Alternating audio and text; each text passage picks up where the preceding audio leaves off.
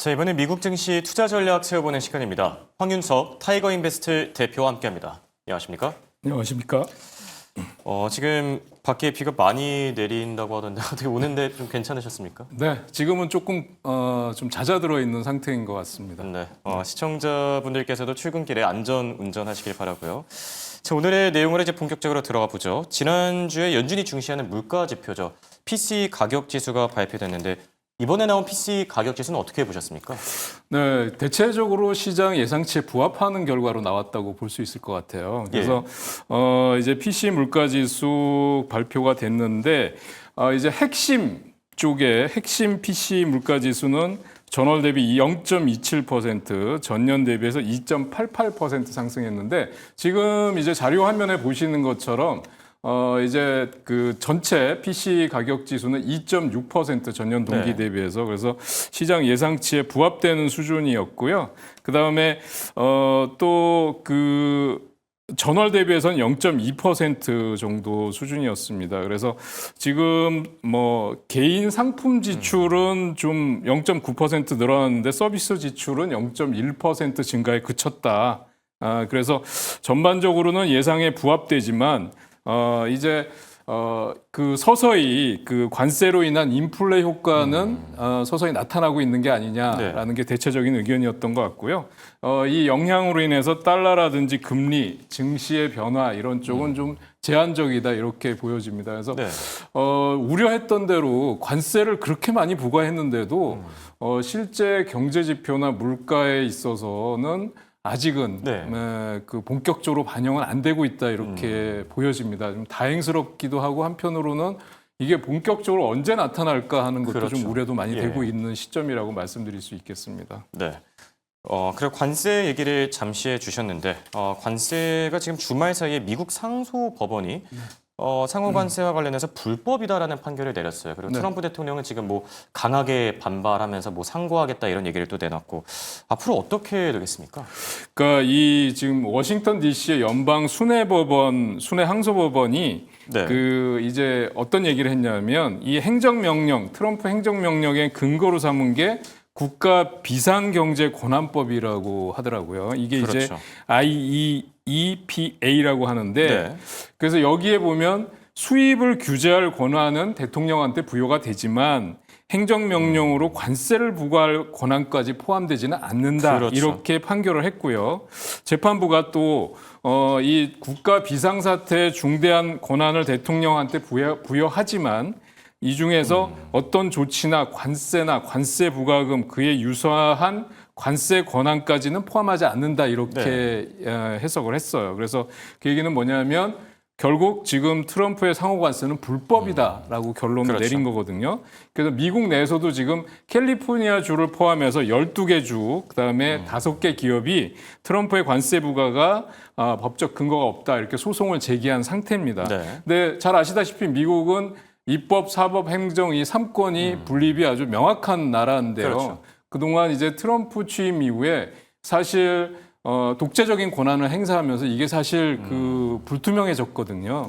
근데 본격적으로 이제 나타나는 것 같고요. 특히 대통령 취임을 하게 되면 취임 첫 해나 이런 쪽에는 이제 기세가 등등하기 때문에 이게 언제까지 이렇게 계속 지속이 될까 좀 우려를 했었는데 그래도 지금 이런 판결이 나온 거는 저는 뭐 긍정적이라고 보여지고요. 다만 이 판결은 10월 14일까지 유예가 됐다. 그러니까 그때까지는 상호관세 부과 효과가 계속 된다는 거겠죠.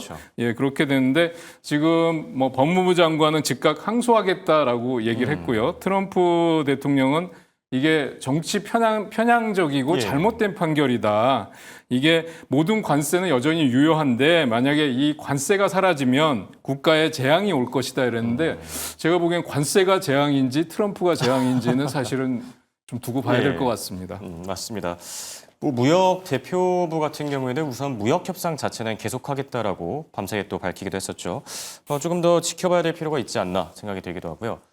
자, 그리고 지금 반도체 기업들을 둘러싼 잡음이 끊이질 않고 있거든요. 뭐 삼성전자나 SK 하이닉스가 지금 도마 위에 오른 상황인데 어떻게 보고 계시죠?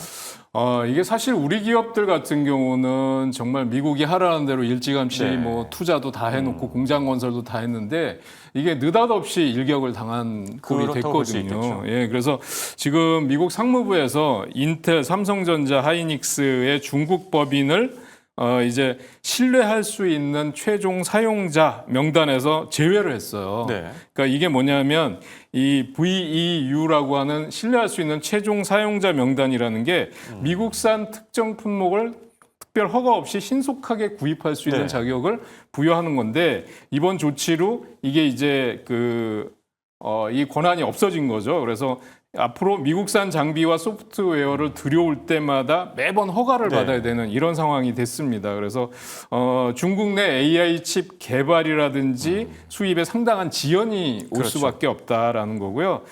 이로 인해서 사실상 좀 여러 가지로 좀 타격을 받을 가능성이 높다고 보여집니다. 그런데 한 가지 좀 이상한 거는 미국 정부가 지분 10%를 투자한 인텔에도 네. 적용을 했거든요. 그렇죠. 예, 그래서 이게 길들이기가 아니냐 아. 뭐 이런 얘기까지도 지금 나오고 있는 네. 상황이라고 말씀드릴 수 있겠습니다. 얘기를 들어보니까 뭐 충분히 그런 평가들이 나올 수 있을 듯하고요. 그리고 앞서도 설명해 드렸지만 이번 주는 고용 주간이라고 불릴 정도로 중요한 고용 지표들이 많이 발표됩니다. 비농업 고용 보고서가 중요하겠고, 뭐 그 전에 ADP나 아니면 뭐 졸지 보고서 이렇게 뭐 많이들 나오는데 이번 주에는 어떤 일정들이 중요한지 뭐 핵심 내용들 위주로 정리해 주시죠. 네. 이제 9월 2일 날 화요일 날은 ISM 제조 PMI 지수 발표가 되고요. 그다음에 9월 3일 날 7월 졸지 보고서라고 하죠. 구인 이직 보고서, 그다음에 연준의 베이지 북이 공개가 됩니다. 그다음에 4일 날은 ADP 민간 고용 8월 달, 그다음에 ISM 네. 제조업 PMI 지수.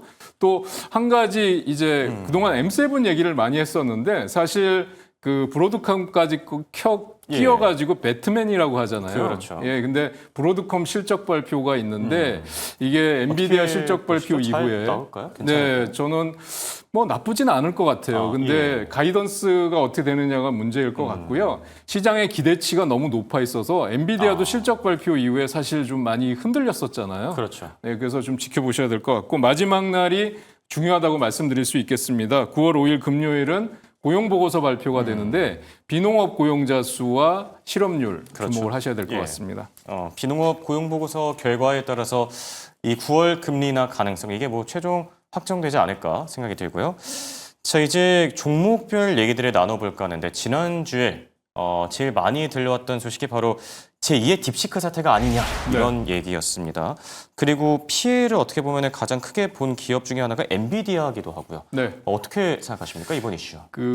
엔비디아 실적 발표를 앞두고 월가의 대형 투자은행들이 일제히 목표가를 다 올렸어요. 네. 그래서 저는 그때도 말씀드렸지만 좀 이상하다. 예, 소액 투자자들 입장에서는 경계를 해야 되거든요. 예. 이렇게 많이 올랐는데 목표 주가를 계속 상향하고 있다. 이렇게 해서 저는 좀 주의를 해야 된다고 말씀을 드렸는데 지금 또 헤지 펀드들 쪽, 그러니까 월말 리밸런싱 효과 때문에 이제 반도체 예. 관련주들이 많이 하락했다 이런 분석도 있긴 합니다만 이미 차익 실현 이제 고점에 왔다라는 생각을 가지고 대형 헤지 펀드들이 차익 실현에 나섰다 이런 분석도 있거든요. 네. 그래서 조심을 해야 되는데 엔비디아 차트 모양을 보면 지금 일봉 차트상으로 본다면 지금 뭐 여기서 보면 이 5일선, 10일선, 20일선이라고 하는 단기 이평선을 네. 살짝 밑으로 내려앉는 모습을 보였어요. 네. 사실 보통 우리가 이렇게 되면 그 다음날 바로 반격을 해서 올라서지 않으면 추가 하락할 가능성이 높다고 보는 차트형이거든요. 그래서 엔비디아 같은 경우는 지금 나온 이슈 자체가 또 보면 알리바바가 자체 개발 AI 칩을 개발하고 있다라는 소식이었고, 그렇죠. 그다음에 좀 전에 브리핑해 주신 대로 관련 주식인 이제 마벨 테크놀로지라든지 그다음에 뭐 델 델도 같은 있었고요. 실적들이 안 좋게 나왔다는 게 글쎄 AI 거품론을 좀 다시 수면에 등장하는 게 아니냐 이런 우려가 나타나고 있거든요. 네. 그래서 지난번에도 말씀드렸다시피 엔비디아는 지금 너무 큰 기대를 하지 않으시는 게 좋을 것 같고요.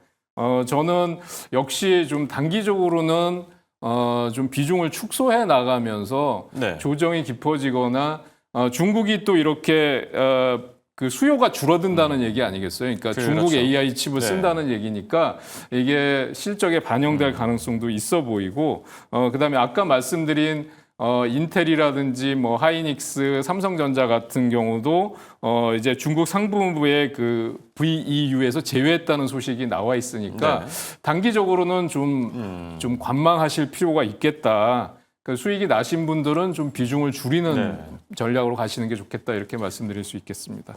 그러면 어느 정도 레벨까지 보는 게 좋을까요? 예를 들어서 엔비디아를 뭐 담고 싶은 분들도 있을 것 같은데 어느 정도 레벨이면 좀 매력적으로 글쎄요, 보일까요? 저는 이제 차트 모양상으로 본다 그러면 네. 150달러에서 160달러 정도까지 좀 조정을 받는다 그러면 단기적으로는 150에서 좀 160이요. 조정을 많이 받는 네. 게 아닌가 싶기도 하고요. 그래서 지금 일봉상 주봉상의 20일선은 140달러에서 150달러 사이에 있어요. 네. 예, 그래서 그 정도 구간까지 오면 단기 낙폭이 좀 커지는 거겠죠. 그래서 저는 150달러 전후가 아닐까 이렇게 보고 있습니다. 네. 150에서 160 사이를 좀 매력적인 다시 매수 구간으로 지정해 주셨고요. 자, 그리고 테슬라도 지난주에 급락을 했었죠. 엔비디아와 같이 뭐 3% 정도 빠졌는데 테슬라는 어떤 이슈 있었죠? 그러니까 테슬라는 사실은 이제 9월 달에 전기차 보조금이 끝나잖아요. 네. 그런데 그때는 지금 나왔던 이슈가 9월 달 전기차 보조금이 끝나더라도 그 전에 신청한 것들에 대해서는 유효하게 받아들이겠다. 뭐 이런 식으로 좀 유연하게 적용하는 얘기가 나오면서 네. 좀 잘 버티는 모습을 보여줬는데 문제는 지금 이 경쟁이 치열하게 되고 있는 데다가 가격은 계속 다운시키고 있다라는 거고요. 그렇죠. 비아디가 실적 발표를 했는데 2분기 순이익이 전년 대비 30% 정도 감소한 걸로 나왔습니다. 그래서 이 가격 인하에도 판매가 정체되고 네. 지금 이렇게 된다니까 비아디가 하락했는데 왜 테슬라도 예. 영향을 받느냐 이렇게 보는데요. 전체적인 시장 규모가 줄어들 수 있다라고 보는 거죠. 그렇네요. 지금은 비아디가 유럽 판매 1위니까요. 네. 예, 그렇게 보셔야 될 것 같고 사실은 9월달 전기차 보조금이 이제 폐지되기 전에 성구매 효과로 인해서 좀 실적이 좋아지지 않겠느냐 하는데 이런 기대도 사실상 지금 유럽 판매에서 40%가 급감한 걸로 나타나면서 이런 네. 기대치도 사실 좀 줄어들었다 반영이, 이렇게 예. 말씀드릴 수 있을 것 같아요. 그래서 그동안 제가 테슬라에 대해서 계속 보수적인 입장을 말씀을 드렸는데 그러셨었죠. 예, 그래서 지금 이거를 터닝 포인트를 마련할 수 있는 게 역시 자율주행하고 로보택시인데 그쪽에서 가시적인 성과가 나오려면 역시 시간이 좀 필요하다라는 말씀을 드릴 수 있겠습니다. 그래서 좀 더 지켜보시는 전략이 좋다는 말씀을 드릴 수 있을 것 같습니다. 예. 테슬라와 관련해서는 여전히 좀 관망하는 게 지켜보는 게 좋다 이렇게 조언을 해주셨고요.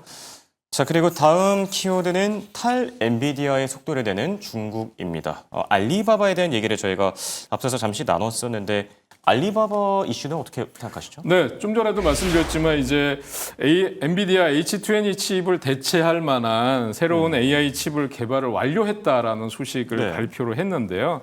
그래서 이 알리바바가 개발한 칩은 이제 그 엔비디아 소프트웨어와 호환되는 범용 칩이라고 알려져 있고요. 그런데 전문가들은 이 발열이나 내구성 면에서 보면 중국산 칩이 엔비디아 칩을 쫓아오기는 한계가 있을 것이다. 예. 이렇게 지적을 하고 있습니다. 그래서 저는 역시 그 추가 급등에 대해서는 좀 제한적일 거다 이렇게 보여지고요. 차트로 한번 말씀을 드리면 이렇게 완만한 흐름을 보이던 주식이 갭상승이 나오면서 장대 양봉과 함께 엄청난 대량 거래가 폭발했거든요. 예, 그렇죠. 그래서 이걸 주봉으로 보신다면 지금 이렇게 급등하면서 지금 신고가 부근까지 148달러 부근까지 급등하는 모습을 보였는데 이제 역시 좀 이 반도체 AI 칩 경쟁은 지켜보셔야 될 것 같고요. 보유하고 계신 분들은 이제부터 서서히 비중 축소를 하면서 고점 부근에 지금 진입을 하고 있거든요.